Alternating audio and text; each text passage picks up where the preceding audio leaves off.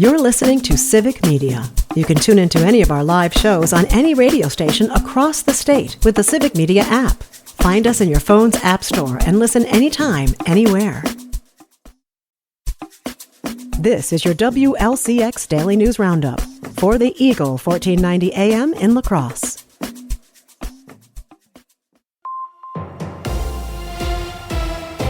For 1490 WLCX, I'm Jimmy Kuska. The Economic and Community Development Commission reviewed plans for a major downtown La Crosse housing project on Wednesday. The site of the former La Crosse Tribune building would be converted into a 4-story multi-purpose building with over 5,500 feet of commercial space and 260 housing units. Currently, the property is not being used. The Common Council would have to approve the plan before developers could begin their work, which they are targeting for as soon as this fall. Governor Tony Evers visited La Crosse on Wednesday, one of the latest stops in a months-long campaign to secure funding for child care providers in Wisconsin. Funding for the Child Care Counts program expires next week, and when it does, millions of federal dollars subsidizing providers in the child care industry will vanish. The Evers administration estimates as many as 1 in 4 providers could close their doors, and the vast majority of providers will need to raise tuition prices unless the funding is included in the state budget. A flurry of state Supreme Court decisions are arriving this week as the current court wraps up its work. A ruling released Wednesday sided with Republicans in the state legislature. With more, here's Civic Media's Savannah Tomei-Olson. This case centers around the science of reading bills. In 2023, lawmakers passed bills that would reform how Wisconsin educators teach kids how to read, in line with research-backed methods. When it came time to sign those bills, Governor Tony Evers used his partial veto power to streamline the funding mechanisms for the bill. Republicans filed a lawsuit claiming Evers overstepped his authority. By unanimous decision, the liberal-controlled Wisconsin Supreme Court agreed that was above Evers' scope as governor. Meanwhile, Republicans passed those bills that change how Wisconsin kids learn how to read, which requires training and new materials, but they haven't released the money to pay for those changes. It's set aside sitting in an emergency fund. The state's high court ruled leaving the bill unfunded and holding on to that cash is constitutional. Now, the court has been busy and its decisions are being released rapid fire. In the last week or so, the state's high court sided with Attorney General Josh Kaul over Republicans in the legislature in another case of deciding powers between the executive and legislative branches. The court also ruled in favor of state regulators, saying that the DNR can force businesses to clean up contaminants like PFAS. We're expecting at least one more big decision from the state Supreme Court by Monday, and that would be a ruling on Wisconsin's 1849 abortion law. They're on the clock here because the court session officially ends on Monday. Justice Ann Walsh Bradley will retire after 30 years on the bench, and then Susan Crawford will be sworn in on August 1st. For Civic Media News, I'm Savannah Tomei-Olson. The Joint Finance Committee said they would release $50 million in funding for the 2023 reading bill now that the state Supreme Court has ruled on the case. Today in city government, the Redevelopment Authority meets to hear updates on the River Point District and review the Gateway Commons project, which was also reviewed yesterday by the Economic and Community Development Commission. Tomorrow, the Commercial and Multifamily Design Review Committee will review plans for commercial developments at St. Clair Health Mission and Tailgaters. On Monday, the Board of Public Works and City Plan Commission will meet. Agendas for Monday's meetings are not yet posted. The latest Marquette University Law School poll results are out. With more, here's Civic Media's Savannah Tomei-Olson. Republicans have stood firm that their top priority is a tax cut. The poll shows a majority of Wisconsinites support using at least some of the state's more than $4 billion surplus to lower taxes. Poll director Charles Franklin. It's clear that there's a lot of support for a substantial tax cut. Meanwhile, for Governor Tony Evers and Democrats, one of their top priorities is funding for K-12 schools. However, tax cuts have grown to be more of a priority among Wisconsinites. Are you more concerned with reducing property taxes or more concerned with increasing funding for public schools? 57% say they're more concerned with property taxes, 43% more concerned with funding schools. This has undergone a huge change over time. The problem here is that when state lawmakers give less taxpayer money to schools, districts are proposing referendums just to stay afloat. So then residents often end up paying higher taxes anyway. For Civic Media News, I'm Savannah Tomei-Olson. According to the poll's history, the trend towards favoring lower property taxes over more funding for public education flipped 3 years ago. New property assessment numbers are in for the city of La Crosse, and property owners might be in for a bit of sticker shock. The state-mandated reassessment brought property values in line with market values. While it's only been a few years since the last assessment, the housing market has seen skyrocketing prices for the last few years as well, bringing property values up with it. The increase can mean impacts to taxes if a property's value goes up higher in relation to other properties in the city. Anyone with questions can contact the city assessor's office. La Crosse will soon have a new location for its veterinary clinic. The new clinic, which will be near the current clinic on Frontage Road, will be larger and allow La Crosse Veterinary Clinic to offer more services. The old clinic was built 75 years ago, with the new clinic going up nearby. With the new building, the clinic can provide separate areas for dogs and cats, more exam rooms, and the potential for future physical therapy space. The new clinic is set to open in 2027, with more activities celebrating the new space planned in the future. A former La Crosse mayor has found new work. Mitch Reynolds, whose mayoral tenure lasted one term after he decided not to seek re-election, is joining the Mid-America Clean Future Alliance.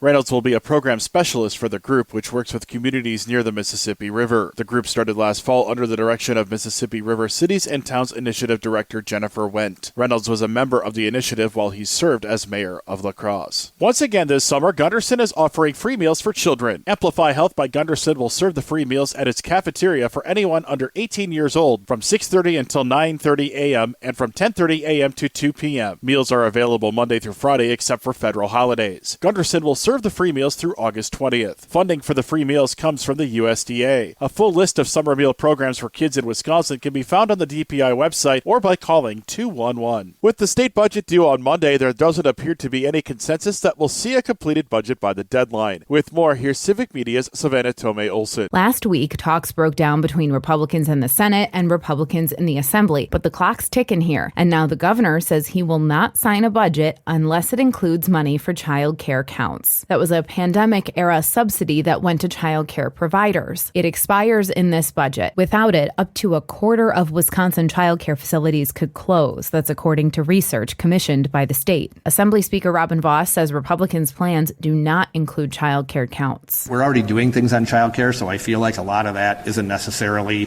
focused on the details. It's more on the broad picture.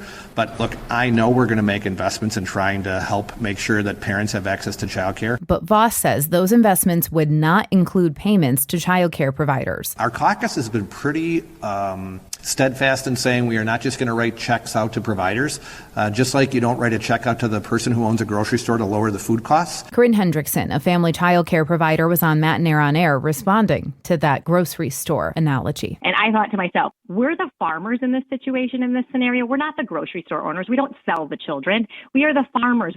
And we subsidize farmers and ag like crazy so that people can afford and access food. So we are the exact same situation. So far, there are no meetings scheduled for the Joint Finance Committee this week. The committee would have to pass a budget plan, then that would go to the full legislature for a vote before it could head to the governor. For Civic Media News, I'm Savannah Tomei-Olson. Without a new budget this year, state funding would continue at the same levels as the previous budget signed in 2023. Wisconsin Republicans are looking to cut $87 million from the Universities of Wisconsin system. With more, here's Civic Media's Joanne Grulatz. Assembly Minority Leader Greta Neubauer of Racine calls that completely unacceptable and said Wednesday that would have serious consequences for economies across Wisconsin. A cut like that could mean closed campuses, with Platteville, River Falls, or Stevens Point Marathon County at risk. A cut like that would have consequences for thousands of students, staff, and faculty, and is just unacceptable. That proposed cut is a far cry from the UW system's requested $856 million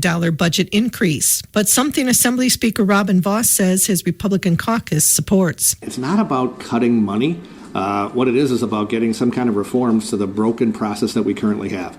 Look, this is not a new topic for Republicans. I think we look and say that there is still too much political correctness on campus. We don't have enough respect for political diversity. Vos referenced hate directed at Jewish students without explaining how cutting the budget would address those issues. Any budget containing that large a cut to the system could face a veto from Democratic Governor Tony Evers. In addition to the state legislature proposing a cut in funding to UW, 2, the federal government is proposing its own series of cuts to higher education. One more day of rain before it lets up for at least a day or two. Today we'll see showers and thunderstorms later in the day with the potential for multiple inches of rain in western Wisconsin. Showers will clear up overnight tonight, leading to cloudy skies Friday and highs near 80 degrees. We'll stay dry into Saturday when temperatures will get up to around 90, and on Sunday it'll stay hot before showers and storms return to the area, cooling us back down to around 80 early next week. We'll have more details in our Civic Media forecast. Download the free Civic Media app now at civicmedia.us/app. For $14.90 WLCX, I'm Jimmy Kuska. The Bucks are on the clock. Hi, I'm Mike Clemens with sports basketball. The NBA draft continues tonight. The Bucks with a pick in the second round, 47th overall. Former Badgers star John Tonje and Marquette's Cam Jones expected to be selected. Last night, Con Knippel from Milwaukee, the 4th overall pick by the Charlotte Hornets, becoming the highest drafted player ever in state history. His high school coach, Ryan Walls, at a watch party at Wisconsin Lutheran High, who won the state with Knippel in his senior year. Never had a kid ever be drafted before, so able to share this moment with a lot of people who love Con. Baseball, the Brewers with a day off before hosting the Rockies tomorrow night. Rookie pitcher Jacob Mizorowski, now 3-0, after leading the Brewers to a 4-2 win over the Pirates yesterday to win that series. Electric, that's Miz. Walking a couple of guys and a little erratic, able to calm down himself and get right back on the bump and stay on the attack. That was huge for us. That's Brewers catcher Eric Haas with Sports. I'm Mike Clemens.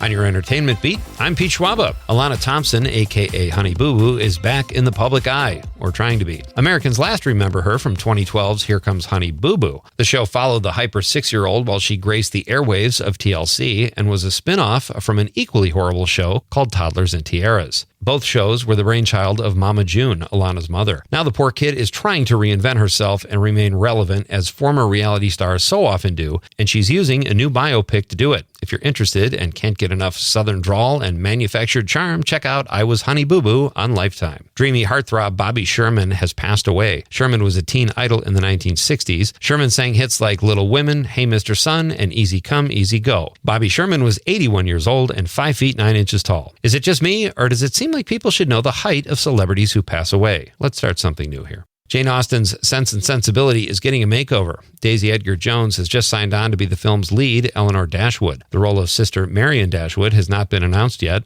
The story follows the sisters after they are forced to leave their family home in Sussex due to financial issues. Daisy Edgar Jones herself announced the news on social media. Her previous credits include Where the Crawdads Sing and last summer's Twisters, where she played the female lead opposite Glenn Powell. Most of us have a love-hate relationship with Facebook and only know the story of its beginnings from the film The Social Network. There will be a sequel on the way from Aaron Sorkin. Variety reports that Sorkin has written a screenplay as a follow-up to the 2010 film based on a series of Wall Street Journal articles called The Facebook Files.